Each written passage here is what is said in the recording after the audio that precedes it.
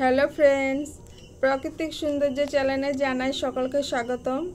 আজ আমি তোমাদের কাছে নিয়ে এসেছি এক ঘরোয়া টোটকা, কিভাবে খুব সহজে বাড়ি থেকে ইঁদুর তাড়ানো যায়। এই ইঁদুর কিন্তু দৈনন্দিন জীবনে বিভিন্নভাবে বিরক্ত করে থাকে সকলকে। দরকারি কাগজ থেকে শুরু করে জামা কাপড়, খাবার সব কিছু নষ্ট করে দেয়। তাই আজ আমি তোমাদের জন্য নিয়ে এসেছি একটি ইঁদুর তাড়ানোর ঘরোয়া টোটকা, কোনো রকম মারাত্মক কেমিক্যাল ছাড়াই। তো এই টোটকাটা আমরা কিভাবে বানাবো, একেবারে ঘরে থাকা সাধারণ উপকরণ দিয়েই সেগুলোই আমি দেখাবো। তো যার জন্য আমি এখানে নিয়েছি 1 চামচ ডাল, মুগের ডাল। ইঁদুর যেহেতু এই সমস্ত ডাল, ছোলা এগুলো খেতে পছন্দ করে, যার জন্য আমি 1 চামচ ডাল নিয়েছি। আর এখানে আমি নিয়েছি 2টো ডেটাওয়ার ওষুধ, এটা আমি গুঁড়ো করে নেব। তো এটা আমি গুঁড়ো করে নিয়েছি, গুঁড়ো করে নিয়ে এর ভিতরে দিয়ে দিচ্ছি, আর দিয়ে দিচ্ছি একটু জল, আর দিয়ে দিচ্ছি 1 চামচ আটা। আটা ময়দা কিন্তু ইঁদুর খুব পছন্দ করে, এগুলো খেতে খুব ভালোবাসে।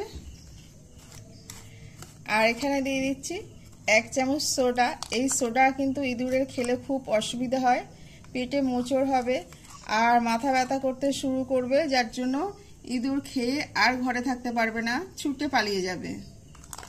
তো এই সোডা কিন্তু অনেক সময় খাবার সোডা, এটা আমরা খাওয়ার জন্য ব্যবহার করি, কিন্তু কি আমাদেরও একটু বেশি পরিমাণ খেয়ে ফেললে কিন্তু কোনো খাবারে বেশি দেওয়া হয়, তাহলে সেই ক্ষেত্রে কিন্তু অসুবিধা হয়। আর ইঁদুরদের কথা ভাবেন, ওদের তো একটু বেশি খেলে অসুবিধা হবেই।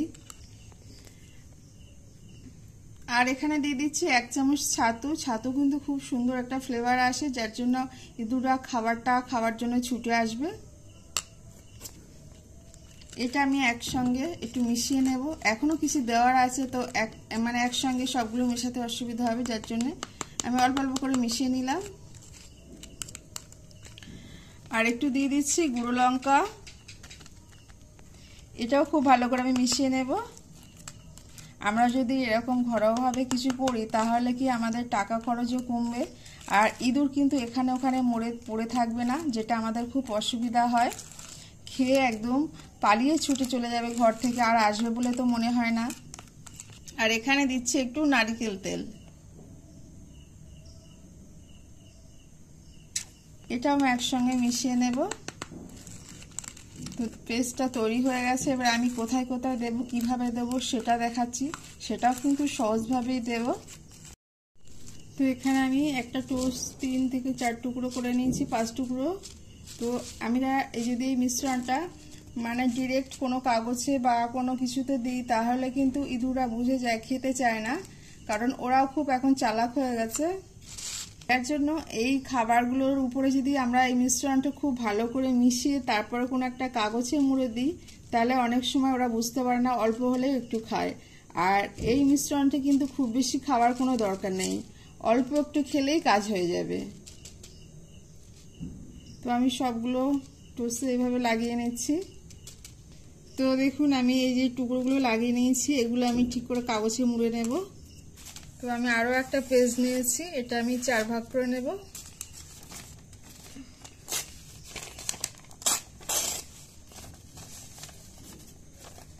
তো আমি এখানে একটা ট্রে নিয়েছি, যে ট্রেটা আমার বাড়িতে আমরা ইউজ করি না, তার উপরে রাখলাম। একটা একটা করে টোস্ট দিয়ে দিচ্ছি এই মিশ্রণ মেশানো। যেহেতু এটা তো আর এক জায়গায় দিলে হবে না, ঘরে যেখানে যেখানে ইঁদুররা বেশি যাতায়াত করে সেরকম কোনো জায়গায় দেখে দেখে দিতে হবে।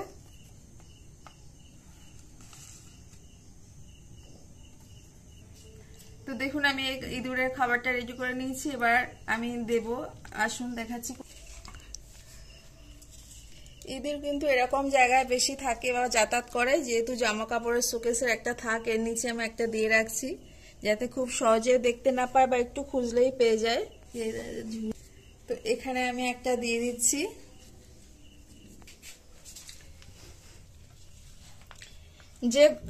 যে ঘরগুলো সাধারণত স্টোর রুম, খাবার দাবার বেশি থাকে, আটা ময়দা চাল আমরা রাখি, সেখানে কিন্তু ইঁদুর খুব বেশি দেখা যায়, যার জন্য এটা স্টোর রুম। এখানে আমি 2 জায়গায় দেবো, এক জায়গায় দিয়েছি, আরো এক জায়গায় দেবো।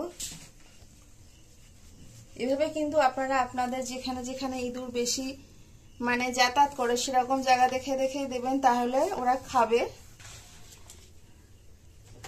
তো এখানে আমি একটা দিয়ে দেবো, যেহেতু ইঁদুরা বই খাতা প্রচণ্ড কেটে নষ্ট করে, যার জন্য এখানে দিলে বই খাতা কাটার নেশে ওরা এসে থাকবে। তো বন্ধুরা দেখলেন তো ঘরোয়াভাবে কত তাড়াতাড়ি একটা ইঁদুরের খাবার তৈরি করলাম, যা খেয়ে ইঁদুর ঘরে থাকতেই পারবে না, ছুটে বেরিয়ে যাবে। আর অবশ্যই ওরা তো অত সহজে আর ঘরে আসবে না। তো ভিডিওটা কেমন লেগেছে অবশ্যই কমেন্ট করে জানাবেন।